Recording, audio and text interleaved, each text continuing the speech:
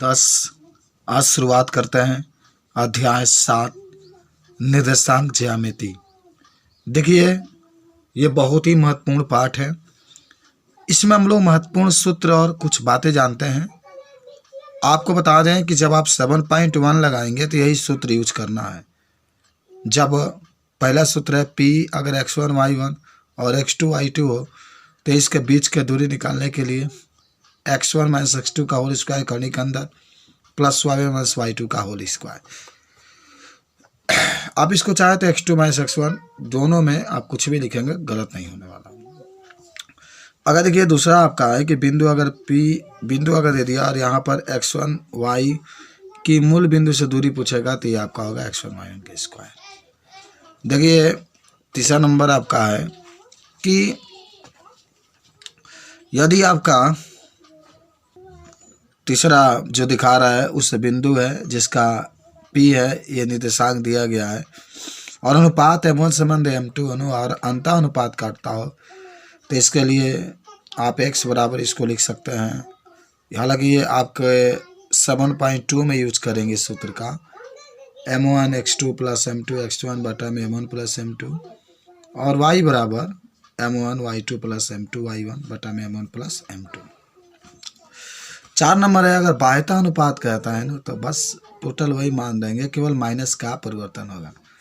तो m1 x2 minus m2 x1 बटा में m1 माइनस m2 x बराबर y बराबर m1 y2 minus m2 y1 बटा में m1 माइनस y2।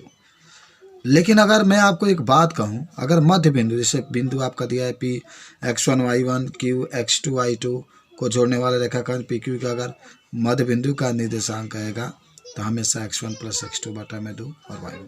जैसे मान लो एक रेखा है यहाँ पर और यहाँ पर x1 दे दिया y1 और यहाँ पर x2 और y2 है, इसके मध्य बिंदु का कहेगा ना तो ऐसे ही x1 प्लस x2 बटा में 2 y1 प्लस y2।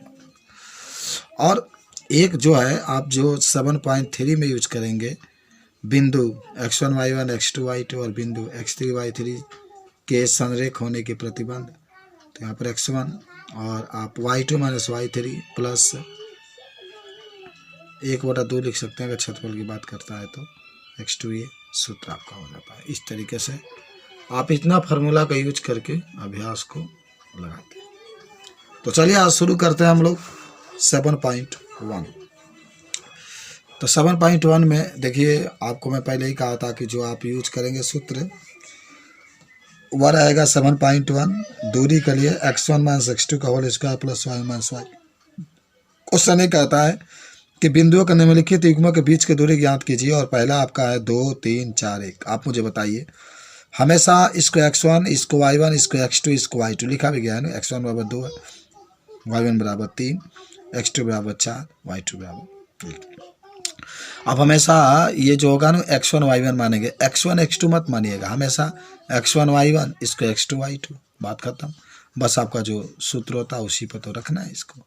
तो बीच का दूरी है तो सूत्र होता है x2 माइनस x1 का whole square plus y2 minus y1 का होल स्क्वायर, 4 माइनस 2 इसका स्क्वायर, 0 माइनस 3 इसका। आपका मान यहाँ से उठा कर रख देना है। मुझे बताइए 4 में से 2 घटाएंगे 2 बचेगा तो 2 का स्क्वायर प्लस और माइनस 3 में से जाएगा माइनस 2 का स्क्वायर और 4 का वर्ग 2 का वर्ग 2 गुना 2 तो 4, ये भी प्लस 4 करने में 8 है तो आप जानते होंगे आप इसको 2 गुना 4 लिख सकते हैं और 2 गुना 4 जब लिखेंगे तो 2 करने में 2 आ जाएगा। इसी तरीके से क्वेश्चन नंबर जो 2 है तो x1 का मान माइनस 5 है, y1 का मान 2, x2 का मान माइनस 1, y2 का मान 3। आप यहाँ पर देख भी लीजिए 2 में आप देख रहे हैं ना, minus 5 7 x1 y1 x2 y2 वही मान है 20। फिर बीच की दूरी आपको निकालना है तो निकाल देते हैं हम लोग। सूत्र आप पढ़े भी होंगे ना, x2 माइनस x1 का whole square plus y2 minus y1 का होल स्क्वायर। जो मान है x2 का मान माइनस 1 है माइनस और जो x1 है उसका माइनस 5 का स्क्वायर प्लस 3 माइनस 7 स्क्वायर। अब मुझे बताइए माइनस और माइनस प्लस 5 का स्क्वायर प्लस 7 में से 3 जाएगा माइनस 4 का स्क्वायर, 5 में से 1 जाएगा 4 का स्क्वायर प्लस माइनस 4 का स्क्वायर। 4 का वर्ग करेंगे 16, ये भी 16 16 16 32 और 2 गुणे 16 तो आपका 16 है तो 4 करने में 2 निकल जाएगा आपका। चलिए उसके बाद से आपका तीसरा नंबर सवाल है ना, ए भी दिया है माइनस है माइनस भी, x1 है y1 है x2 है y2 है, तो इसको भी आप मान रख करके हल कर सकते हैं। देखिए सूत्र पर रखेंगे बस x2 माइनस x1 का whole square plus y2 minus y1 x2 का मान यहाँ पर x2 माइनस y1 का whole square plus y2 minus y1, x1 का मान है y1 का मान भी x2 y2, बस मान रखिए आपका आंसर। करना क्या है, देखिए इसके सूत्र पर रखा गया है, सूत्र में आप देख भी रहे हैं ना, माइनस ए है ना, माइनस ए का स्क्वायर प्लस माइनस बी, आप दोनों माइनस में ये होगा, माइनस 2a का square plus minus B minus 2b का स्क्वायर प्लस में 4a स्क्वायर 4b स्क्वायर, दोनों में 4 है, 4 का मान ए स्क्वायर प्लस बी स्क्वायर, 4 है तो 2 तो निकल ही जाना है, ए स्क्वायर बी स्क्वायर। ठीक है, चलिए क्वेश्चन नंबर 1 कंप्लीट आपका होगा। देखिए क्वेश्चन नंबर हमारा जो 2 है ना, 2 ये कहता है कि बिंदु 0 0 और 36 और 15 के बीच की दूरी ज्ञात कीजिए। एक शहर बी एक अन्य शहर ए से 36 किलोमीटर पूरब और 5 किलोमीटर उत्तर की ओर है। शहर बी के शहर ए से बिना वास्तविक मापन की दूरी ज्ञात कीजिए। आप मुझे बताइए, देखिए ये शहर ए है और जो शहर ए है ये शहर बी है, ये पूरब से 15 किलोमीटर दूरी पर है और इस चीज़ की दूरी 36 किलोमीटर है। अब मुझे बताइए, आपको ए बी का मान निकालना है, ए है बी है, यहाँ पर बिंदु क्या होगा, यहाँ पर जो बिंदु आपका होगा 36 और 0 होगा ना, एक्स का मान वाई का मान 0, यहाँ पर जो बिंदु होगा वह 0 और 15 होगा। ठीक है, तो ये x1 का मान होगा, y1 का मान होगा, ये x2 का मान होगा, y2 का, तो आपका 36 माइनस 0 इसका होल स्क्वायर प्लस ये जो मान होता है ना, बहुत सिंपल, 36 का वर्ग 15 का वर्ग, 36 का तो 1296, 15 का 225, आप जोड़ेंगे 15 से 21, 39 का होता है, तो 39 के ऊपर 2 लिख सकते हैं, 39 गुना 39 निकल जाएगा। तो इस तरीके से आप इसको हल कर सकते हैं। बहुत ही लाजवाब सवाल था ये, और इस तरीके से मान भर करके आप 39 डिग्री आंसर लिख सकते हैं, बहुत सी बात है। आइए क्वेश्चन नंबर 3 के पास हम लोग चलते हैं, और 3 नंबर क्या कहता है, 3 नंबर क्वेश्चन है, कहता है कि निर्धारित कीजिए कि क्या बिंदु 1 5 2 3 -1 -11 संरेख है। याद करो, है सब बराबर है।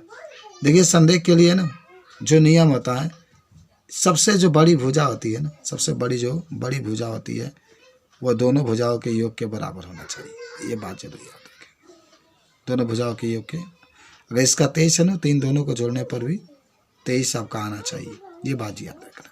चलो अब देख रहे हैं कि यहाँ पर 3 भुजाओं का मान दिया गया है ना, ए है बी है सी है, तो आप एक त्रिभुज एबीसी बना लीजिए। ए का मान आपका 1 5 है, 1 5 आप लिख सकते हैं यहाँ पर चाहे तो। बी का मान देखिए 2 और 3 है, सी का मान -2 -11 है।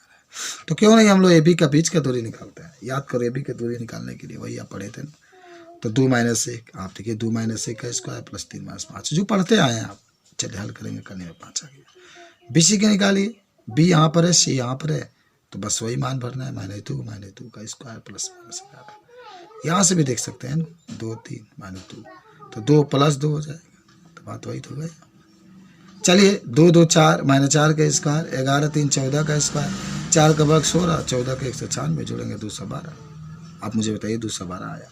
इसी का निकालेंगे तो -2 -1 का स्क्वायर प्लस -11 5 का स्क्वायर, 2 1 3 का स्क्वायर, 11 1 15 16 का स्क्वायर, 3 का स्क्वायर 9 और 16 का स्क्वायर 256 265।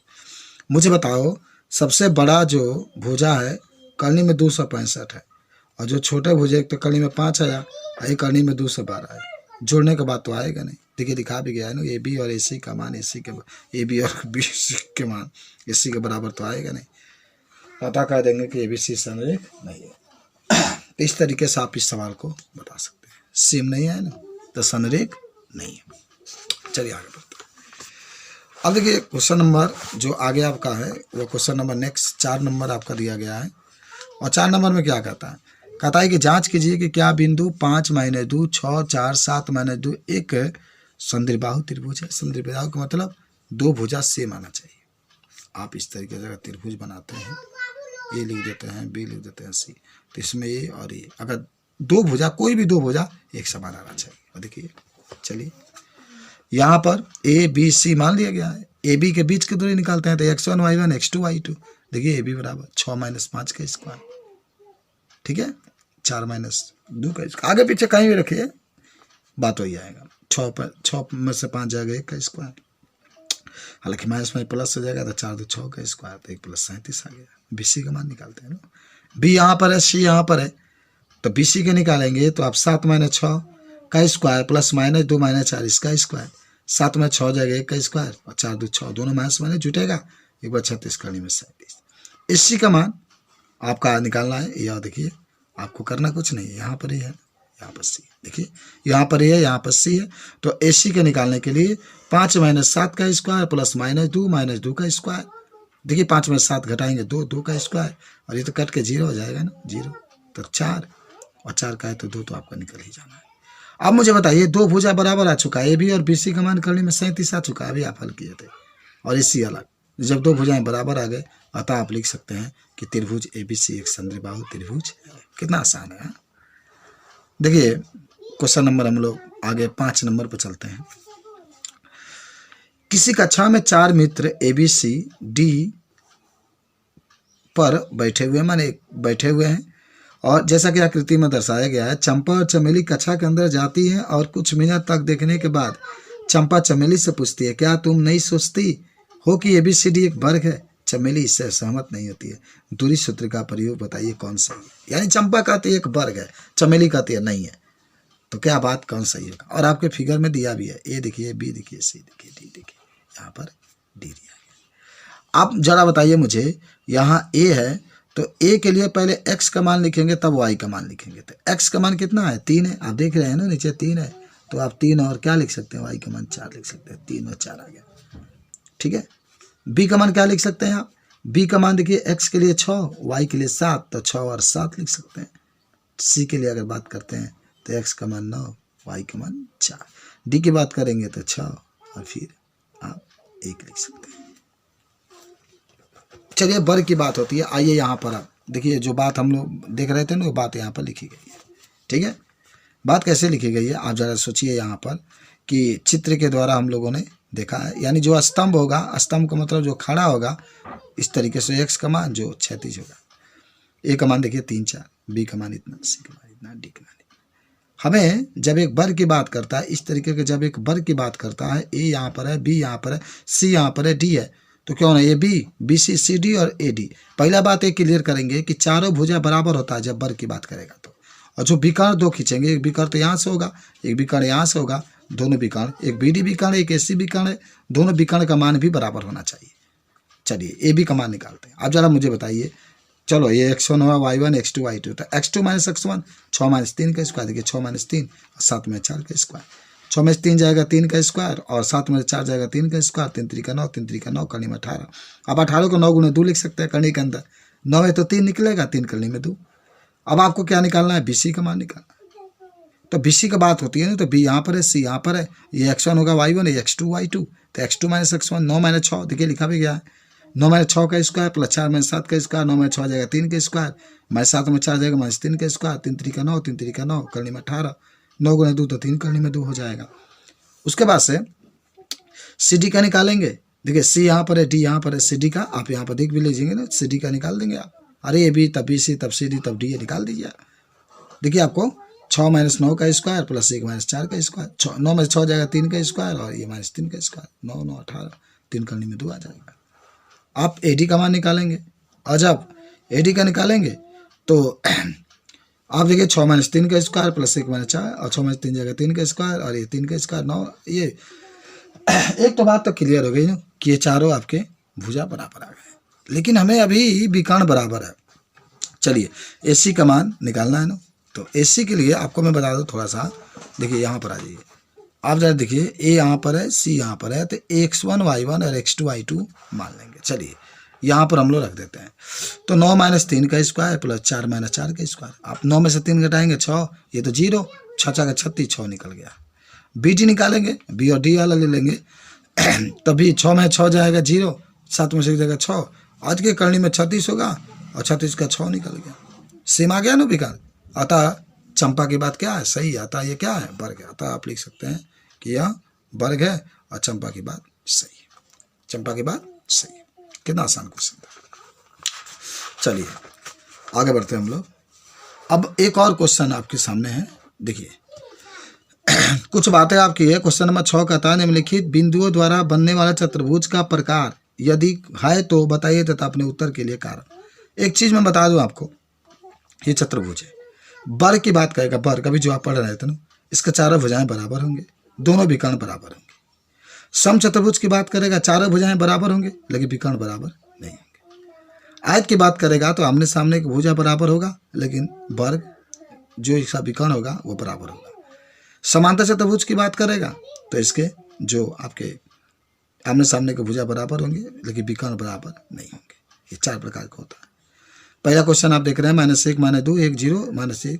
तो चलो ना इसको ए मान लेते हैं, बी मान लेते हैं, सी मान लेते हैं, हल करते हैं। पहला क्वेश्चन आप देख रहे हैं यहाँ पर, आप यहाँ पर ए का मान देखिए -1 -2, बी का मान 1 0, सी का मान -1 2, डी का मान इतना, ए बी का मान निकाल देंगे। वही सूत्र है x2 + x1 तो 1 + 1 का स्क्वायर प्लस 0 + 2 का स्क्वायर, 1 1 2 का स्क्वायर और ये 2 का स्क्वायर, 4 + 4 करने में 8, उतना ही रह दो, 8 रहने दो।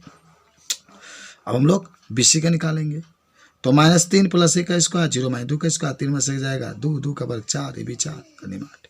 DA का निकालेंगे तो -1 + 3 का स्क्वायर -2 0 इतना, तो 3 1 4, 4 का वर्ग 4, 3 में से 1 जाएगा 2 का वर्ग 4, ये भी 4 करने में 8। और AC का -1 + 1 का स्क्वायर -2 ये 0 ये 4, तो 4 निकल गया, 4 का स्क्वायर। इसी प्रकार आप यहाँ से जो एक और बचा है ना BD का मान निकाल कर देख लीजिए। आपका -3 1 तो इसका भी कितना आ गया, 4 आ गया। और ये चारों भुजाएं बराबर है, लेकिन ये बराबर है तो अभी ये तो नहीं बता सकते ना ऊपर क्या, तो आप कह सकते हैं कि ABCD क्या है, ऊपर क्या बता दीजिए। और विकर्ण भी समान होना चाहिए, AC और BD जब निकालेंगे ना वो भी समान होगा। चलिए 2 नंबर क्वेश्चन, ए का मान जो देख रहे हैं -3 5, बी का मान 3 1, सी का मान 0 3, डी का मान -1 -4, ये भी निकालना है। तो 3 -3 के ऊपर स्क्वायर प्लस 1 -5 की स्क्वायर, तो माइनस में प्लस 3 3 6 का स्क्वायर और यहाँ पर 4 का स्क्वायर, 36 + 16 करने में 52, तो 2 करने में 13 आ जाएगा, 4 गुना 13 लिख सकते हैं। BC का 0 - 3 का स्क्वायर 3 - 1 का स्क्वायर 9 और 3 में से जाएगा 2 का वर्ग 4 करने में 13। CD -1 और 0 का स्क्वायर -4 3, 1 का स्क्वायर 1, 4 3 7, 49 से 50 हो जाएगा। ठीक है। DA को हल करते चलिए 85, AC हल करिए करने में 13, BD इसको भी हल करेंगे आप तो BD का निकला करने में 41, कोई सेम नहीं है। तो इस तरीके से हम लोग कह सकते हैं कि यह एक चतुर्भुज